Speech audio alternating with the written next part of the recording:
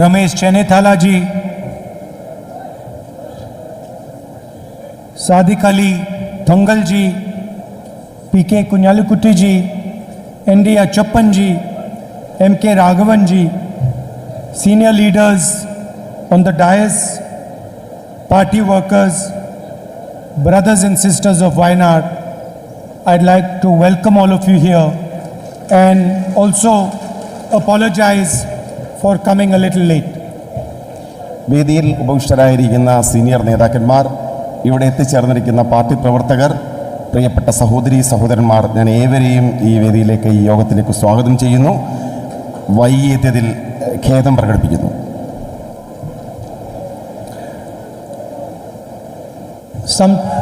Some time back, I went to Manipur. കുറച്ച് നാളുകൾക്ക് മുമ്പ് ഞാൻ മണിപ്പൂരിലേക്ക് പോയി. And I've been in politics now for 19 years. And I have never experienced what I experienced in Manipur. ഞാൻ രാഷ്ട്രീയത്തിൽ രംഗത്തിറങ്ങിയിട്ട് 19 വർഷങ്ങളായി. പക്ഷേ ഞാൻ മണിപ്പൂരിൽ കണ്ടതുപോലെ വേദനിപ്പിക്കുന്നൊരു അനുഭവം എൻ്റെ രാഷ്ട്രീയ ജീവിതത്തിലോ ഉണ്ടായിട്ടില്ല. I have been during floods, during violence. I went to the violence affected areas in Uttar Pradesh. I've seen the tsunami. I've been all across our country during times of tragedy. But what I saw in Manipur, I have never seen before. ഞാൻ നിരവധി വേദനിപ്പിക്കുന്ന സന്ദർഭങ്ങളിലൂടെയും അക്രമ പ്രവർത്തനങ്ങൾ നടന്ന പ്രദേശങ്ങളിലൂടെയും പോയിട്ടുണ്ട്. അക്രമം കാർന്നു നിന്ന ഉത്തർപ്രദേശിലെ പ്രദേശങ്ങളിലൂടെ ഞാൻ കടന്നുപോയിട്ടുണ്ട്. പക്ഷേ മണിപ്പൂരിൽ കണ്ടത്രമാത്രം അക്രമാസക്തമായ ഒരു ദൃശ്യവും സംഭവങ്ങളും ഞാൻ ഈ സ്ഥലങ്ങളിൽ ഒന്നും തന്നെ ദർശിച്ചിട്ടില്ല. You are my family, so I think it is important that I tell you what I saw. നിങ്ങൾ എൻ്റെ കുടുംബമാണ്. അതുകൊണ്ട് തന്നെ അവിടെ കണ്ട കാര്യങ്ങൾ നിങ്ങളോട് പറയുക എന്നത് എൻ്റെ ഉത്തരവാദിത്വമാണ്. I can't tell you about all the people I spoke to, but I will give you 2 examples. അവിടുത്തെ ജനങ്ങൾ എന്നോട് പറഞ്ഞ മുഴുവൻ കാര്യങ്ങളും എനിക്ക് നിങ്ങളോട് പറയുവാൻ സാധിക്കില്ല. പക്ഷേ 2 ഉദാഹരണങ്ങൾ ഞാൻ നിങ്ങളോട് സംസാരിക്കാം. Examples that I will never forget, and examples that are disturbing me right now as I recount them. ഞാൻ ഒരിക്കലും മറക്കാത്ത, ഇപ്പോഴും എൻ്റെ മനസ്സിനെ അസ്വാരസ്യപ്പെടുത്തുന്ന 2 സംഭവങ്ങളാണ് ഞാൻ നിങ്ങളോട് സംസാരിക്കാൻ ആഗ്രഹിക്കുന്നത്. Both of them involve Manipuri women. ഈ 2 സംഭവങ്ങളും മണിപ്പൂരിലെ സഹോദരിമാരുമായി ബന്ധപ്പെട്ടതാണ്. 2 different experiences of Manipuri women. 2 വ്യത്യസ്തമായ സംഭവങ്ങൾ, മണിപ്പൂരിലെ വനിതകളെ സംബന്ധിക്കുന്ന 2 വ്യത്യസ്തമായ സംഭവങ്ങൾ. And these are women I spoke to in the camps, in the relief camps. ദുരിതാശ്വാസ ക്യാമ്പുകളിൽ വെച്ച് ഈ സഹോദരിമാർ, ഈ വനിതകൾ എന്നോട് പറഞ്ഞ സംഭവങ്ങളാണ് ഞാൻ സംസാരിക്കുന്നത്. One of the women, when I entered the room, was lying on the floor alone. ഞാൻ ആ മുറിയിലേക്ക്, ദുരിതാശ്വാസ ക്യാമ്പിൻ്റെ മുറിയിലേക്ക് ചെല്ലുമ്പോൾ ഒരു വനിത ആ ക്യാമ്പിലെ നിലത്ത് കിടക്കുകയായിരുന്നു. Everybody else in the room had some family member, but I noticed this lady lying alone. ആ മുറിയിലുണ്ടായിരുന്ന മറ്റ് വനിതകൾക്കെല്ലാം തന്നെ അവരോടൊപ്പം അവരുടെ കുടുംബാംഗങ്ങൾ ഉണ്ടായിരുന്നു. പക്ഷെ നിലത്ത് കിടന്ന ഈ സഹോദരിയോടൊപ്പം ആരും ഉണ്ടായിരുന്നില്ല. So I asked her, "Where is your family?" ഞാൻ അവരോട് ചോദിച്ചു, എവിടെയാണ് നിങ്ങളുടെ കുടുംബം? She said to me, "I have no family left." അവർ മറുപടി പറഞ്ഞത്, എനിക്ക് കുടുംബാംഗങ്ങൾ ആരും തന്നെ ഇല്ല എന്നാണ്. And then I asked her, "What happened to you?" ഞാൻ അവരോട് ചോദിച്ചു, അവർക്ക് എന്ത് സംഭവിച്ചു എന്ന് ചോദിച്ചു. For some time she could not answer. കുറച്ച് സമയത്തേക്ക് അവർ മറുപടി ഒന്നും തന്നെ പറഞ്ഞില്ല. She kept quiet, she didn't say anything. അവർ കുറച്ച് സമയം നിശബ്ദത പാലിച്ചു. അവർ ഒന്നും പറഞ്ഞില്ല കുറച്ച് സമയത്തേക്ക്. Then I held her hand and I asked her, "Tell me, what happened to you?" ഞാൻ അവരുടെ കൈകൾ കവർന്നെടുത്തു. എന്നിട്ട് പറഞ്ഞു, എന്നോട് പറയൂ, എന്താണ് അവർക്ക് സംഭവിച്ചതെന്ന്. And she said to me that I was sleeping in my village. അവരെന്നോട് പറഞ്ഞു, ഞാൻ എൻ്റെ ഗ്രാമത്തിൽ കിടന്നുറങ്ങിയായിരുന്നു. And I was sleeping in my house with my little son. ഞാൻ എൻ്റെ കൊച്ചു കുഞ്ഞുമായി എൻ്റെ വീട്ടിൽ കിടന്നുറങ്ങിയായിരുന്നു എന്നവരെന്നോട് പറഞ്ഞു. My son was killed in front of my eyes. എൻ്റെ മുന്നിൽ വെച്ചാണ് എൻ്റെ മകനെ അവർ കൊന്നുകളഞ്ഞത് എന്ന് അവരെന്നോട് പറഞ്ഞു. They shot him right in front of my eyes. എൻ്റെ കണ്ണുകൾക്ക് മുമ്പിൽ വെച്ച് അവനെ വെടിവെച്ച് കൊല്ലുകയായിരുന്നു. And then I spent the whole night lying next to my son's corpse. എൻ്റെ കുഞ്ഞിൻ്റെ മൃതശരീരത്തിന് മുന്നിൽ ഒപ്പം ആ രാത്രി മുഴുവൻ ഞാൻ ഏകയായി എൻ്റെ വീട്ടിൽ കഴിയുകയായിരുന്നു എന്ന് അവർ പറഞ്ഞു. My son died in my arms. എൻ്റെ കൈകളിൽ കിടന്നാണ് എൻ്റെ കുഞ്ഞ് മരണമടഞ്ഞത്. And I did not know whether I should stay with my son's dead body or I should run away and save myself. എനിക്കറിയില്ലായിരുന്നു എൻ്റെ മരിച്ചുകൊണ്ടിരിക്കുന്ന കുഞ്ഞിനൊപ്പം നിൽക്കണോ അതോ എൻ്റെ സ്വന്തം ജീവൻ രക്ഷിക്കാൻ വേണ്ടി അവിടെ ഒന്ന് ഓടി രക്ഷപ്പെടണോ എന്ന ആശങ്കയിലായിരുന്നു ഞാൻ. After some time, I decided that my son was not going to come back, so I should leave. ഞാൻ കുറച്ച് കഴിഞ്ഞപ്പോൾ ഞാൻ തീരുമാനിച്ചു, എൻ്റെ മകൻ തിരിച്ചു വരാൻ പോകുന്നില്ല, അതുകൊണ്ട് ഞാൻ എൻ്റെ ജീവൻ രക്ഷിക്കുവാൻ വേണ്ടി അവിടെ ഒന്ന് ഓടി രക്ഷപ്പെടുവാൻ ഞാൻ തീരുമാനിച്ചു. She described how she escaped, how she was shot at. അവരെന്നോട് വിവരിച്ചു എങ്ങനെയാണ് അവിടെ നിന്ന് രക്ഷപ്പെട്ടത്. അവർ കടന്നുപോയ ദുരന്ത മുഹൂർത്തങ്ങളെക്കുറിച്ച് അവർ കൃത്യമായി എന്നോട് വിവരിക്കുകയുണ്ടായി. And all this time she was shaking while she was talking to me. ഈ കാര്യങ്ങൾ എന്നോട് വിവരിക്കുന്നതിനിടയിൽ അവർ വിറയ്ക്കുന്നുണ്ടായിരുന്നു. എൻ്റെ കൈകൾ കൂട്ടിപ്പിടിച്ച അവരുടെ ശരീരം, കരങ്ങൾ വിറയ്ക്കുന്നുണ്ടായിരുന്നു. Now imagine if something like that happens to your mother or to your sister. ചിന്തിച്ചു നോക്കൂ, ഇത് സംഭവിക്കുന്നത് നമ്മുടെ സഹോദരിക്കും നമ്മുടെ അമ്മയ്ക്കുമാണ് എന്നുണ്ടെങ്കിൽ എന്നതിനെക്കുറിച്ച് നിങ്ങൾ ഓരോരുത്തരും ചിന്തിച്ചു നോക്കുക. Or the women who are here, imagine if that happens to you. അവിടെ പറഞ്ഞ സംഭവങ്ങൾ, അവിടെ വിവരിക്കപ്പെട്ട സംഭവങ്ങൾ നമുക്കാണ് സംഭവിക്കുന്നതിനെക്കുറിച്ച് നിങ്ങളൊന്ന് ചിന്തിച്ചു നോക്കൂ. That your son is murdered in front of your eyes. നമ്മുടെ കണ്ണുകൾക്ക് മുമ്പിൽ നമ്മുടെ മകൻ കൊല്ലപ്പെടുന്ന ദൃശ്യത്തെക്കുറിച്ച് ഒന്ന് ആലോചിച്ച് നോക്കൂ. I asked her, what do you have with you? ഞാൻ അവരോട് ചോദിച്ചു, ഇനി എന്താണ് നിങ്ങൾക്ക് അവശേഷിച്ചിട്ടുള്ളത് എന്ന് ഞാൻ അവരോട് ചോദിച്ചു. She says, my house was burnt. അവർ പറഞ്ഞു, എൻ്റെ അവശേഷിച്ചിരുന്ന ഭവനം അഗ്നിക്കിരയായി, അത് കത്തിച്ചു കളഞ്ഞു. I lost everything I had. എനിക്കുണ്ടായിരുന്നതെല്ലാം എനിക്ക് നഷ്ടപ്പെട്ടു. I said, you must have saved something. ഞാൻ അവരോട് ചോദിച്ചു, നിങ്ങൾക്ക് എന്തെങ്കിലും നിങ്ങളുടെ കയ്യിൽ അവശേഷിക്കുന്നുണ്ടോ എന്ന് ചോദിച്ചു. She says, I only have the clothes I'm wearing.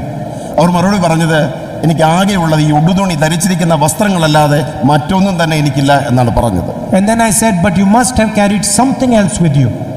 നിങ്ങൾ എന്തെങ്കിലും ഭാവി ജീവിതത്തിലേക്ക് നിങ്ങളുടെ കയ്യിൽ കരുതണം എന്ന് ഞാൻ അവരോട് പറഞ്ഞു. Maybe some belongings or something. എന്തെങ്കിലും നിങ്ങളുടെ കയ്യിൽ അവശേഷിക്കുന്നുണ്ടോ എന്ന് ഞാൻ ചോദിച്ചു. Then suddenly she started searching around where she was sitting. അവരിയ്ക്കുന്ന സ്ഥലത്ത് അവർ പരതുന്നത് ഞാൻ കണ്ടു. And she pulled out a little picture of her son and said, this is the only thing I had left in my life. അവർ പരതിയെടുത്തത് അവരുടെ മുമ്പിൽ വെച്ച് കൊല ചെയ്യപ്പെട്ട കുഞ്ഞിൻ്റെ ചിത്രമായിരുന്നു. അവർ പറഞ്ഞു, ഈ ചിത്രം മാത്രമാണ്, എൻ്റെ കുഞ്ഞിൻ്റെ ചിത്രം മാത്രമാണ് എൻ്റെ ജീവിതത്തിൽ ഇനി എനിക്കായി അവശേഷിക്കുന്നത്. The same story, but told from another woman. ഇതേ ചിത്രം, ഇതേ കഥ എനിക്ക് മറ്റൊരു സഹോദരിയിൽ നിന്നും കേൾക്കേണ്ടി വന്നു. Again I went into the camp. ആ സ്ത്രീയെ ഞാൻ കണ്ടത് ഈ ദുരിതാശ്വാസ ക്യാമ്പിലായിരുന്നു. And you have to understand that in these camps, I'm giving you 2 examples, but there are thousands and thousands of people who have suffered this. ഞാൻ ഈ ക്യാമ്പിൽ കണ്ട, ദുരിതാശ്വാസ ക്യാമ്പിൽ കണ്ട 2 ഉദാഹരണങ്ങൾ മാത്രമാണ് പറഞ്ഞത്. പക്ഷേ എനിക്കറിയാം ഇതുപോലെയുള്ള ആയിരക്കണക്കിന് കഥകളാണ് ഈ ക്യാമ്പുകളിലുള്ള സഹോദരിമാർക്ക് എന്നോട് പറയുവാനുള്ളത്. Somebody's house has been burnt, somebody's brother has been killed, somebody's sister has been raped, somebody's parents have been murdered. ചിലരുടെ വീടുകൾ നശിപ്പിക്കപ്പെട്ടു, ചിലർ ക്രൂരമായി ബലാത്സംഗം ചെയ്യപ്പെട്ടു, ചിലരുടെ സഹോദരങ്ങൾ കൊല ചെയ്യപ്പെട്ടു, ചിലരുടെ ബന്ധുക്കൾ കൊല ചെയ്യപ്പെട്ടു. ഇത്തരം നിരവധി കഥകൾ എനിക്ക് കേൾക്കേണ്ടി വന്നു. It is as if somebody threw kerosene all across Manipur and set it on fire. ഇതെല്ലാം ചെയ്തത് മണിപ്പൂരിലൂടെ കടന്നു പോകുന്ന അക്രമികളാണ് ഈ ഇത്തരം പ്രവർത്തനങ്ങൾ ചെയ്തത്. അവർ നിരവധി പ്രദേശങ്ങൾക്ക് തീയിട്ടു. So I met the other lady I want to talk about. ഞാൻ മറ്റൊരു പ്രദേശത്തേക്ക് പോയി. ഈ ദൃശ്യങ്ങളും ഈ സംഭവങ്ങളും ഒരു പ്രദേശത്താണെങ്കിൽ ഞാൻ മറ്റൊരു പ്രദേശത്തേക്ക് പോയി. And I asked her, what happened to you? അവരോട് ചോദിച്ചു, നിങ്ങൾക്ക് എന്ത് സംഭവിച്ചു? And the moment I asked her what happened to her, she went silent. ഞാനൊരു വനിതയോട്, ഒരു സഹോദരിയോട് ചോദിച്ചപ്പോൾ അവരാദ്യം നിശബ്ദത പാലിക്കുകയാണ് ചെയ്തത്. I could see that she was seeing the images of her experience. ആ നിശബ്ദതയിൽ എനിക്ക് മനസ്സിലാക്കാൻ സാധിച്ചു, അവർ കടന്നുപോയ ദുരന്ത മുഹൂർത്തങ്ങളെ മുന്നിൽ കാണുകയാണ് എന്നെനിക്ക് മനസ്സിലാക്കാൻ സാധിച്ചു. And I was imagining how I would feel if this happened to my mother or to my sister. എൻ്റെ മനസ്സിലൂടെ കടന്നുപോയ ചിന്ത, ഈ സഹോദരിമാർക്ക് സംഭവിച്ച സംഭവങ്ങൾ എൻ്റെ സഹോദരിക്കും എൻ്റെ അമ്മയ്ക്കുമാണ് എന്നുള്ള ചിന്ത എൻ്റെ മനസ്സിലൂടെ കടന്നുപോയി. And then suddenly she could not bear what she saw in her mind and she fell unconscious. അവർ കടന്നുപോയ ദുരന്ത ചിത്രങ്ങൾ അവരുടെ മനസ്സിലൂടെ കടന്നുപോയപ്പോൾ അവർക്ക് താങ്ങാനായില്ല. എൻ്റെ മുന്നിൽ വെച്ച് അവർ മോഹാലസ്യപ്പെട്ട് നിലത്തേക്ക് വീണു. Imagine if your sister or your mother cannot bear what she has experienced and falls unconscious because of that. നമ്മൾ ഓരോരുത്തരും ചിന്തിച്ചു നോക്കുക, നമ്മുടെ സഹോദരിക്കും നമ്മുടെ അമ്മയ്ക്കും ഇത്തരം ദുരന്ത അനുഭവങ്ങളിലൂടെ കടന്നു പോകപ്പെടുകയും അവർ നമ്മുടെ മുമ്പിൽ വെച്ച് മോഹാലസ്യപ്പെടുത്തു പോകുന്ന നിമിഷത്തെക്കുറിച്ച് നിങ്ങൾ ഓരോരുത്തരും ചിന്തിച്ചു നോക്കുക. This is what the women of Manipur have experienced. ഇതാണ് മണിപ്പൂരിലെ വനിതകൾ അനുഭവിച്ച ദുരന്തം. When we arrived in Manipur, we went to the Meitei area and we went to the Kuki area. ഞങ്ങൾ മണിപ്പൂരിൽ ചെന്നപ്പോൾ ഞങ്ങൾ മെയ്തൈ വിഭാഗങ്ങൾ താമസിക്കുന്ന പ്രദേശത്തും കുക്കി വിഭാഗങ്ങൾ താമസിക്കുന്ന പ്രദേശത്തും പോവുകയുണ്ടായി. When we arrived in the Meitei area, ഞങ്ങൾ മെയ്തൈ വിഭാഗങ്ങൾ താമസിച്ച പ്രദേശത്തെത്തിയപ്പോൾ, just when we were going to go into the Meitei area, we were told that if any of your security people are from the Kuki community, we will kill them. ഞങ്ങൾ മെയ്തൈ പ്രദേശത്തേക്ക് ചെന്നപ്പോൾ ഞങ്ങളോട് പറഞ്ഞു, നിങ്ങളുടെ security ഉദ്യോഗസ്ഥന്മാരിൽ ആരെങ്കിലും കുക്കി വിഭാഗത്തിലുള്ളവരുണ്ടെങ്കിൽ അവരെ ഞങ്ങൾ കൊല്ലും എന്ന് മെയ്തൈ വിഭാഗക്കാർ എന്നോട് പറഞ്ഞു. And when we went to the Kuki area, we were told that if any of your security people are from the Meitei area, we will shoot them. ഞാൻ കുക്കി പ്രദേശത്ത് ചെന്നപ്പോൾ അവർ പറഞ്ഞു, നിങ്ങളുടെ സെക്യൂരിറ്റി ഉദ്യോഗസ്ഥന്മാരിൽ ആരെങ്കിലും മെയ്തൈ വിഭാഗത്തിൽപ്പെട്ടവരുണ്ടെങ്കിൽ ഞങ്ങൾ അവരെ വെടിവെച്ച് കൊല്ലും എന്ന് കുക്കി വിഭാഗക്കാർ എന്നോട് പറഞ്ഞു. Before entering the Meitei area, we removed all the Kukis from our security. Meitei പ്രദേശത്ത് ചെന്നപ്പോൾ കുക്കി വിഭാഗത്തിൽപ്പെട്ട സെക്യൂരിറ്റി ഉദ്യോഗസ്ഥന്മാരെ ഞങ്ങൾ സംഘത്തിൽ നിന്ന് ഒഴിവാക്കി. And when we went to the Kuki area, we removed all the Meiteis from our security. സമാനമായ തരത്തിൽ കുക്കി പ്രദേശത്തേക്ക് ചെന്നപ്പോൾ മെയ്തൈ വംശത്തിൽപ്പെട്ട സെക്യൂരിറ്റി ഉദ്യോഗസ്ഥന്മാരെ ഞങ്ങൾ സംഘത്തിൽ നിന്നും ഒഴിവാക്കി. Imagine the situation. There is a complete divide between the state. ഒന്ന് ചിന്തിച്ചു നോക്കുക, ജനങ്ങൾക്കിടയിൽ മണിപ്പൂരിൽ സമ്പൂർണമായ വിഭജനമാണ് നടന്നിരിക്കുന്നത്. There is blood everywhere. അവിടെ ആകമാനം രക്തമാണ്, ചോരയാണ്. There is murder everywhere. എല്ലാ സ്ഥലത്തും നരഹത്യയാണ്. There is rape everywhere. എല്ലാ സ്ഥലത്തും ബലാത്സംഗമാണ്. That is the situation in Manipur. ഇതാണ് മണിപ്പൂരിന്റെ സാഹചര്യം. And yes, a few days ago, I sat in Parliament watching the Prime Minister speak. 2 ദിവസങ്ങൾക്ക് മുമ്പ് ഞാൻ പാർലമെന്റിൽ ഇരുന്ന് പ്രധാനമന്ത്രിയുടെ പ്രസംഗം ശ്രവിച്ചു. He spoke for 2 hours 13 minutes.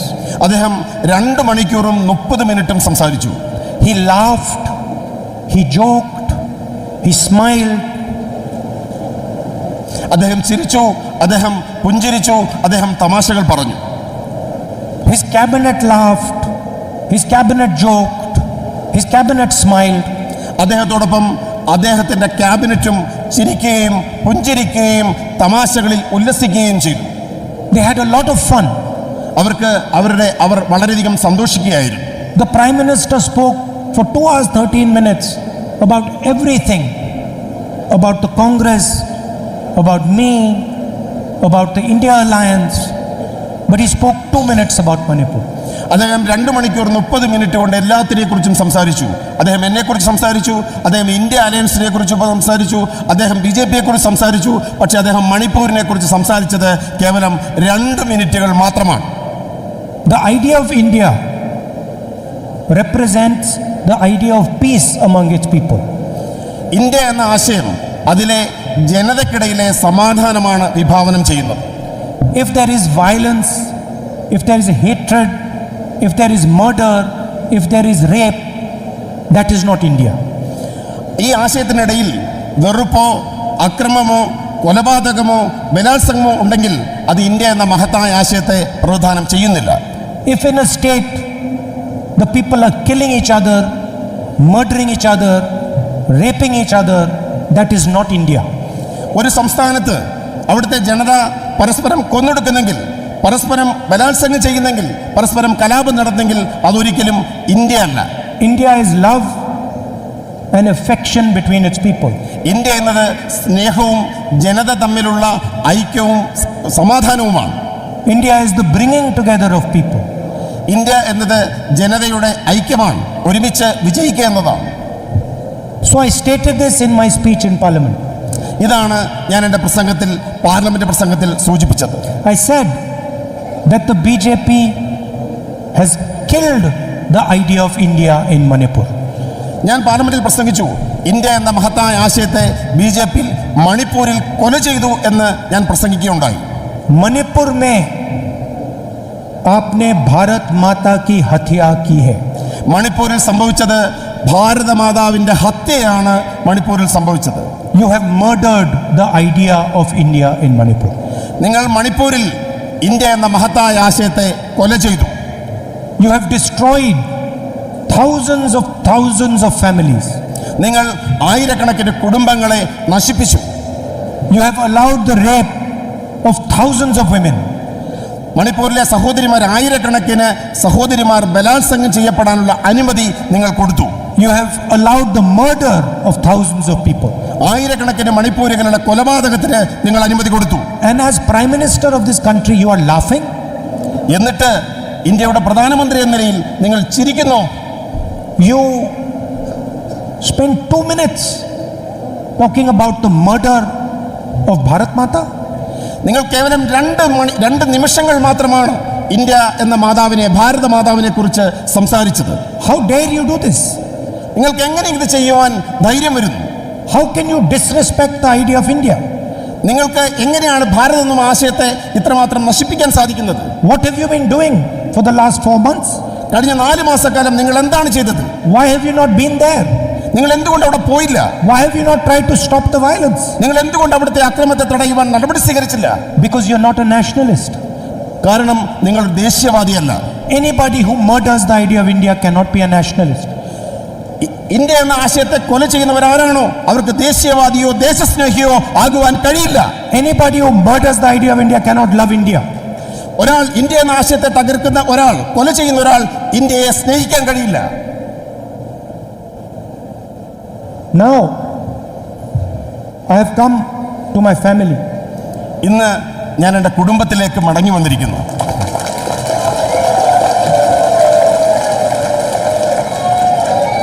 Now I want to ask you, suppose somebody tries to separate members of a family. എൻ്റെ കുടുംബത്തോട് ഞാനൊരു ചോദ്യം ചോദിക്കാൻ ആഗ്രഹിക്കുന്നു. Suppose somebody tries to separate 2 brothers from each other. നമ്മുടെ കുടുംബത്തിലെ 2 സഹോദരങ്ങളെ വേർപിരിക്കുവാൻ ആരെങ്കിലും ശ്രമിച്ചാൽ നിങ്ങൾ എന്ത് ചെയ്യും? Suppose somebody tries to separate a father from his daughter. നമ്മുടെ പിതാവിനെ ഇതിൽ നിന്നും മാറ്റി നിർത്താൻ, വേർതിരിക്കുവാൻ ആരെങ്കിലും ശ്രമിച്ചാൽ നിങ്ങൾ എന്ത് ചെയ്യും? Do you think the relationship between the father and daughter will become weaker or stronger? അത്തരമൊരു പ്രവൃത്തി ഉണ്ടായാൽ പിതാവും പുത്രിയും തമ്മിലുള്ള ബന്ധം ശക്തിപ്പെടുമോ ദുർബലപ്പെടുമോ? If somebody tries to separate a family, the family becomes stronger. ഏതെങ്കിലും ഒരാൾ ഒരു കുടുംബത്തെ വിഭജിക്കാൻ ശ്രമിച്ചാൽ സംഭവിക്കുന്നത് ആ കുടുംബം കൂടുതൽ ശക്തമാകുമെന്നതാണ് സംഭവിക്കാൻ പോകുന്നത്. If somebody tries to separate a father and a son, the relationship between the father and the son becomes stronger. The love between the father and the son becomes stronger. ഒരു പിതാവും പുത്രനും തമ്മിലുള്ള ബന്ധത്തെ വിഭജിക്കുവാൻ, പിളർത്തുവാൻ ആരെങ്കിലും ശ്രമിച്ചാൽ അവർ തമ്മിലുള്ള സ്നേഹം വർദ്ധിക്കുകയാണ് ചെയ്യുന്നത്. So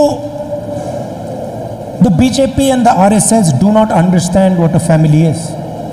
നമ്മുടെ കുടുംബം എന്താണെന്ന യാഥാർത്ഥ്യം, ഈ യാഥാർത്ഥ്യം BJPയും RSSും മനസ്സിലാക്കുന്നില്ല. They don't understand that the more they try to separate you and me, the closer we will become. അവർ മനസ്സിലാക്കണം, ഞാനും നിങ്ങളും തമ്മിലുള്ള ഈ ബന്ധത്തെ വിഭജിക്കുവാൻ, തകർക്കുവാൻ ഇവർ ശ്രമിക്കുന്നവരും നമ്മൾ തമ്മിലുള്ള ഇഴയെടുപ്പം വർദ്ധിക്കുകയാണ് ചെയ്യുന്നത് എന്ന യാഥാർത്ഥ്യം ബിജെപിയും RSSും മനസ്സിലാക്കണം. They think that if we disqualify Rahul Gandhi, his relationship with Wayanad will break. അവർ നമ്മൾ തമ്മിലുള്ള ബന്ധത്തെ തകർക്കുവാൻ ശ്രമിക്കുമ്പോൾ, വയനാടും ഞാനും തമ്മിലുള്ള ബന്ധത്തെ തകർക്കുവാൻ ശ്രമിക്കുമ്പോൾ അത് കൂടുതൽ ശക്തിപ്പെടും. No. If you disqualify Rahul Gandhi, his relationship with Wayanad will become even stronger. അവർ എന്നെ ഡിസ്ക്വാളിഫൈ ചെയ്യുവാൻ, എന്നെ അയോഗ്യനാക്കാൻ ശ്രമിക്കുമ്പോൾ വയനാടും ഞാനും തമ്മിലുള്ള ബന്ധം കൂടുതൽ ശക്തിപ്പെടും. His love for the people of Wayanad will become even stronger, and the love that the people of Wayanad have for him will become stronger. ഞാനും വയനാട്ടിലെ ജനങ്ങളും തമ്മിലുള്ള സ്നേഹബന്ധം ഇത്തരം ശ്രമങ്ങളിലൂടെ കൂടുതൽ ശക്തിപ്പെടുകയാണ് ചെയ്യുന്നത്. അനുദിനം ആ ബന്ധം കൂടുതൽ ശക്തിപ്പെടുന്നു. What is a family? എന്താണ് ഒരു കുടുംബം? കുടുംബം എന്നാൽ എന്താണ്? A family is something that protects you. Family എന്നത് പരസ്പരം സംരക്ഷിക്കുന്നതാണ് കുടുംബം. That looks after you in your difficult time. നിങ്ങളുടെ ദുർഘട സന്ധികളിൽ നിങ്ങളെ സംരക്ഷിക്കുന്നതാണ് കുടുംബം. That shows you affection. അത് നമ്മുടെ കുടുംബത്തിന്റെ സ്നേഹം വ്യക്തമാക്കുന്നു. That shows you respect. അതാണ് നമ്മുടെ ബഹുമാനം വ്യക്തമാക്കുന്നു. This is what you have done for me. ഇതാണ് നിങ്ങൾ എനിക്ക് വേണ്ടി ചെയ്തത്. എന്റെ പ്രതിസന്ധിയുടെ ഘട്ടങ്ങളിൽ നിങ്ങൾ ചെയ്തത് ഇതാണ്. You have protected me. നിങ്ങൾ എന്നെ സംരക്ഷിച്ചു. You have given me love. നിങ്ങൾ എനിക്ക് സ്നേഹം തന്നു. You have given me affection. നിങ്ങൾക്ക് എനിക്ക് ആദരവും അടുപ്പവും തന്നു. You have given me respect. നിങ്ങൾ എനിക്ക് ആദരവ് നൽകി. You can disqualify me 50 times, 100 times. This relationship will only become stronger. നിങ്ങൾക്ക് എന്നെ 50 തവണയോ 100 തവണയോ അയോഗ്യനാക്കാൻ സാധിക്കാം, പക്ഷേ വയനാടും ഞാനും തമ്മിലുള്ള ബന്ധം കൂടുതൽ ശക്തിപ്പെടുകയേ ഉള്ളൂ. The BJP, you have to understand, the BJP aims at destroying families. നിങ്ങൾ മനസ്സിലാക്കൂ, BJP ലക്ഷ്യമെടുക്കുന്നത് കുടുംബങ്ങളെ ശിഥിലമാക്കാനാണ്. India is a family, they want to divide it. India എന്ന കുടുംബത്തെയാണ് ഇന്നവർ വിഭജിക്കാൻ ആഗ്രഹിക്കുന്നത്. Manipur was a family, they try to destroy it. Manipur എന്ന കുടുംബത്തെ അവർ നശിപ്പിക്കാൻ ആഗ്രഹിക്കുന്നു. Thousands and thousands of families in Manipur destroyed by the policies of the BJP. BJPയുടെ ഈ വിഭജനത്തിന്റെ നശീകരണത്തിന്റെ രാഷ്ട്രീയം കാരണം ആയിരക്കണക്കിന് കുടുംബങ്ങളാണ് മണിപ്പൂരിൽ നശിപ്പിക്കപ്പെട്ടത്. So they destroy families, they destroy the relationship between people. അവർ കുടുംബങ്ങളെ നശിപ്പിക്കുന്നു, അവർ ജനത തമ്മിലുള്ള സ്നേഹബന്ധത്തെ നശിപ്പിക്കുന്നു. We bring people together, we strengthen families, we strengthen the relationship between people. നമ്മൾ ജനതയെ അടുപ്പിക്കുന്നു, നമ്മൾ കുടുംബങ്ങളെ ശക്തിപ്പെടുന്നു, നമ്മൾ ജനതയും സമൂഹവും തമ്മിലുള്ള ഇഴയെടുപ്പത്തെ വർദ്ധിപ്പിക്കുന്നു. You think you have divided and destroyed Manipur. The BJP thinks you have divided and destroyed Manipur. BJP കരുതുന്നത് നിങ്ങൾ മണിപ്പൂരിനെ നശിപ്പിച്ചു, മണിപ്പൂരിനെ വിഭജിച്ചു എന്നാണ്. We will bring Manipur back together. ഞാൻ ഉറപ്പ് തരുന്നു, മണിപ്പൂരിനെ നമ്മൾ ആ ഈഴപ്പത്തിലേക്കും സ്നേഹത്തിലേക്കും തിരികെ കൊണ്ടുവരിക തന്നെ ചെയ്യും. We will bring love back to Manipur.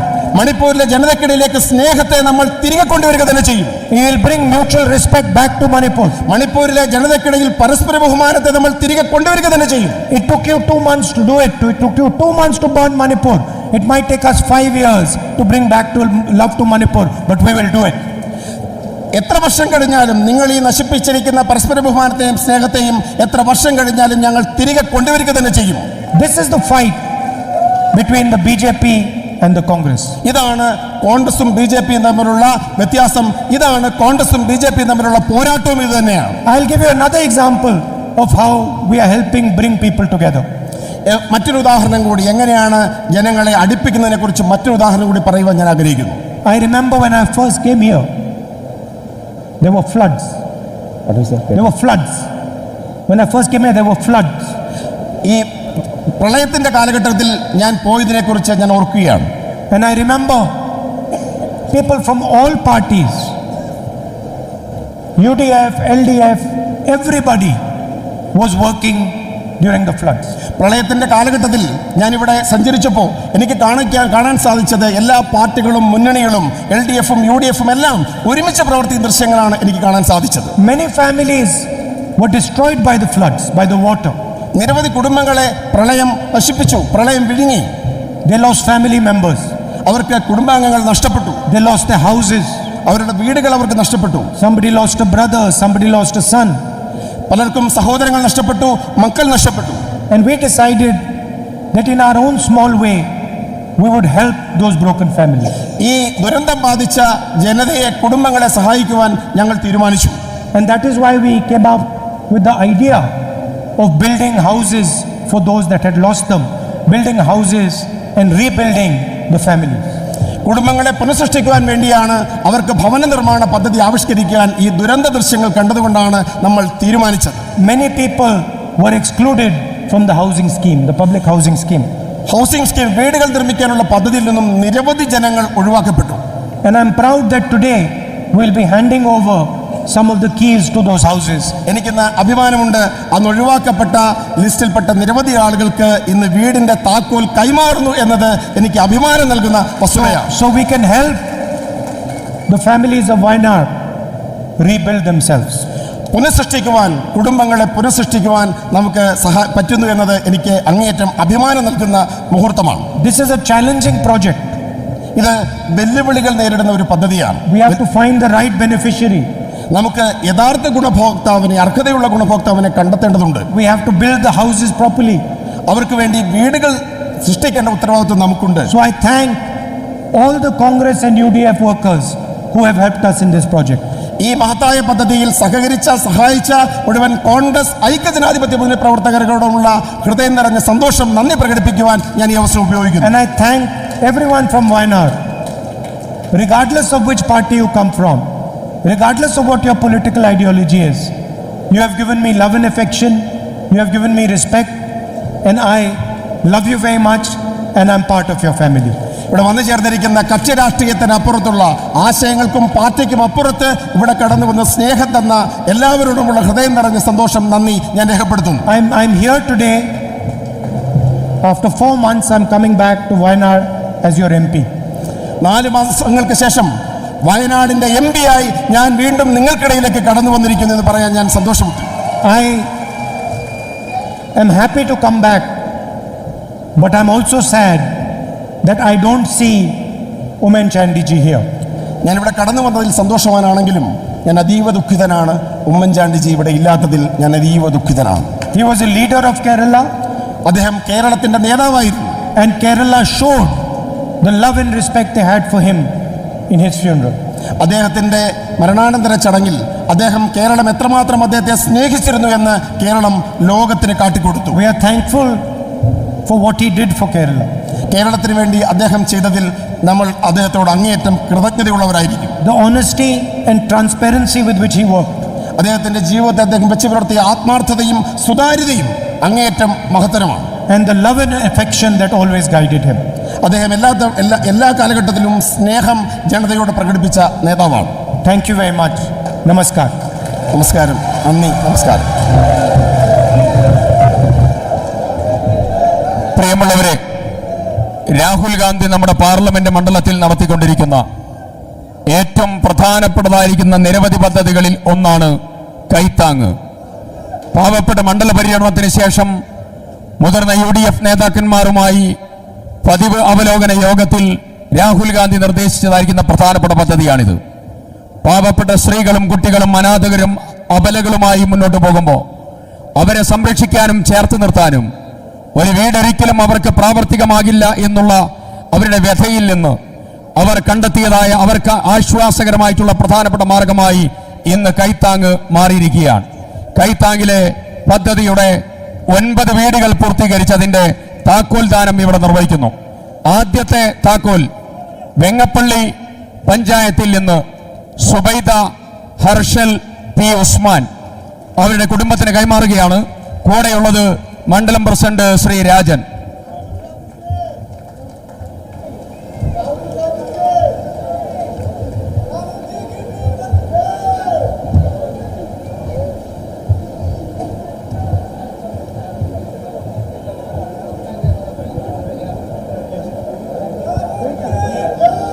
രണ്ടാമത് ഗീത നിഖില സംഗീത ചീരാൽ മണ്ഡലം മുനീബ് മണ്ഡലം പ്രസിഡന്റ് അവരെ കൂട്ടി രാഹുൽ ഗാന്ധിയുടെ അടുത്തേക്ക് വരണമെന്ന് പറയുന്നു. സബർമതി ഒരു വലിയ ആശ്രമം മഹാത്മാഗാന്ധിയുടെ ആ നാമധേയത്തിലുള്ള രാഹുൽ ഗാന്ധിയുടെ ഭവന പദ്ധതിയുടെ താക്കോൽ കൈമാറ്റമാണ് നടക്കുന്നത്. അടുത്തത് പുൽപ്പള്ളി മണ്ഡലത്തിൽ NU ഹന്നാൻ അദ്ദേഹം കോൺഗ്രസ് മണ്ഡലം president Annie Eldhose Ancy George രണ്ടുപേരെയും കൊണ്ടുവരണമെന്ന് അഭ്യർത്ഥിക്കുന്നു.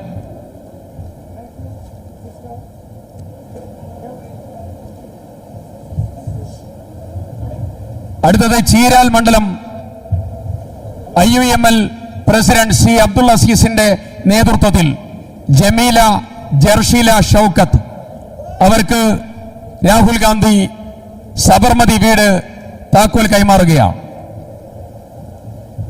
അടുത്തത് മേപ്പാടി മണ്ഡലത്തിൽ മണ്ഡലം block Congress committee president Shri Suresh ബാബുവിന്റെ നേതൃത്വത്തിൽ ഗീത ലിജിന ഈ കുടുംബത്തിനുള്ള താക്കോൽ ദാനം പ്രിയപ്പെട്ട ശ്രീ രാഹുൽ ഗാന്ധി നിർവഹിക്കുകയാണ്.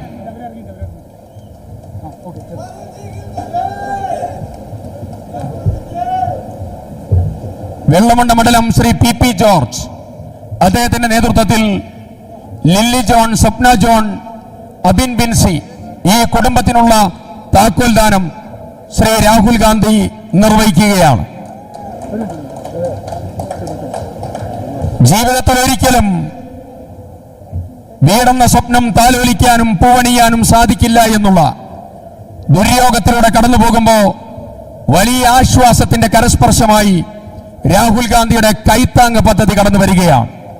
രാഷ്ട്രീയം കൊല്ലാനും വെട്ടാനും ആളുകളെ ആക്രമിക്കാനുമുള്ളതല്ല, അവരെ ചേർത്ത് നിർത്തി അവരെ ജീവിതത്തിൽ ആത്മവിശ്വാസം നൽകാനുള്ളതാണ്. ആത്മവിശ്വാസം നൽകുന്നതിന്റെ പ്രതീകമായി ശ്രീ രാഹുൽ ഗാന്ധിയുടെ കൈത്താങ് മാറുകയാണ്. അടുത്ത SM പ്രമോദ് മാഷ് പ്രസിഡന്റ് തൊണ്ടർനാട്, ശ്രീജി KR, സ്മൃതി കീർത്തന, തുതി നന്ദന ഈ കുടുംബത്തിനുള്ള താക്കോൽ ദാനം പ്രിയപ്പെട്ട രാഹുൽ ഗാന്ധി കൈമാറുന്നു.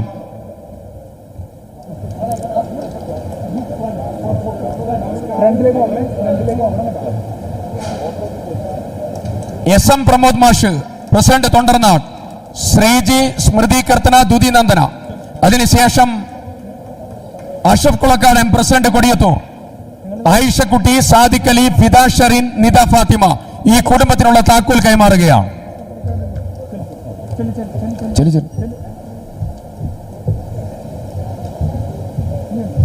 ഒൻപതാമത്തെ വീടിന്റെ താക്കോൽ. നേരത്തെ നിരവധി വീടുകളുടെ താക്കോൽ കൊടുത്തിരുന്നു. നമ്മൾ മീനങ്ങാടിയിൽ നിന്ന് കൊടുത്തു, നമ്മൾ മുക്കത്ത് നിന്ന് കൊടുത്തു, വിവിധ പരിപാടികളിൽ വെച്ച് കൊടുത്തു. അടുത്ത സ്ലോട്ട് ഇവിടെ വെച്ചുകൊണ്ട് ഇപ്പം നൽകുകയാണ്. ഇനിയും നിർമ്മാണം നിരവധി പുരോഗമിച്ചുകൊണ്ടിരിക്കുകയാണ്. അടുത്തത് മാത്യു മാഷ് പ്രസിഡന്റ് വഴിക്കടവ് മണ്ഡലം ജീന ഷാജി അവർക്കുള്ള താക്കോൽ കൈമാറുകയാണ്.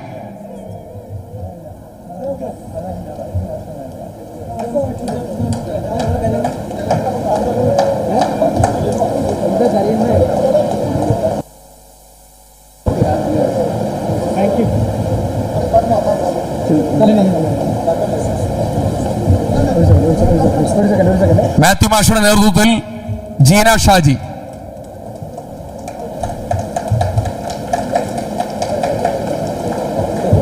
चल चल चल भैया भैया भैया